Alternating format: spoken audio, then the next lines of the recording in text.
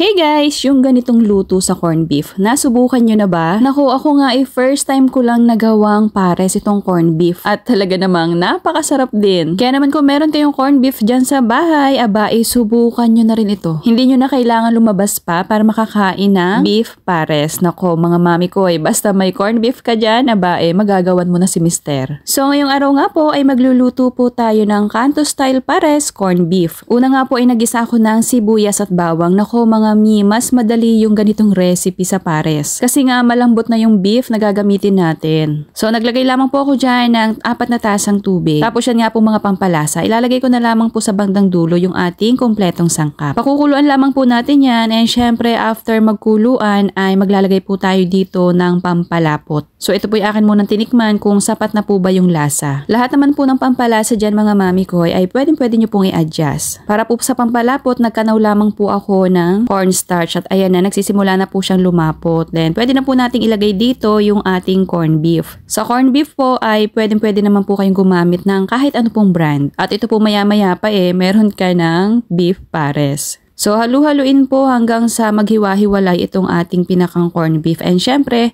maglalagay rin po ako dito ng paminta. Yun na lamang po yung pampalasa na idinagdag ko dyan kasi yung mga inilagay ko po kanina ay sapat naman na po para sa akin. Bali ito po ay akin pang tatakpan para makakulo pa po. And syempre, mas lalo pong mag-combine yung mga pampalasa natin. At after 3 to 5 minutes ay okay na po yan. And syempre, bago po natin iserve, mas masarap kung bubudburan natin ng fried garlic at spring onion. Pandagdag kulay na rin. At ayan na po, meron na po tayong Kanto style beef pares na ginamitan nga po natin ng corned beef. Mas pinadali at mas malasa ito para sa akin. Mas madali siyang lutuin kasi nga po mga mami ko wala na po tayong palalambutin ditong karning baka kasi yung corned beef na ginamit natin talaga naman pong malambot na yon. Kaya naman kung nagkikrave po kayo dyan ng pares, subukan nyo na po yan. Basta po meron kayo dyang corned beef, makakatikim ka na ulit ng beef pares. Kung umabot po kayo hanggang dito sa part ng ating video, mga mami ko, pakipusuan nyo naman po itong ating recipe. And syempre, mag-comment na rin po kayo kung hanggang saan po ba nakaabot itong ating Kanto style pares na corned beef. And pakifollow nyo na rin po itong ating munting kusina. Salamat po! So ayan na, mga mi, kita nyo naman po, itsura pa lang, talaga naman pong matatakam ka na. At for me po talaga, mas malasa po yung ganitong pares.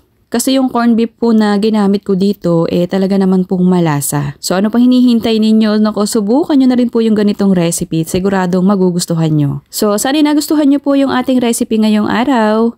Thank you for watching. Serve and enjoy!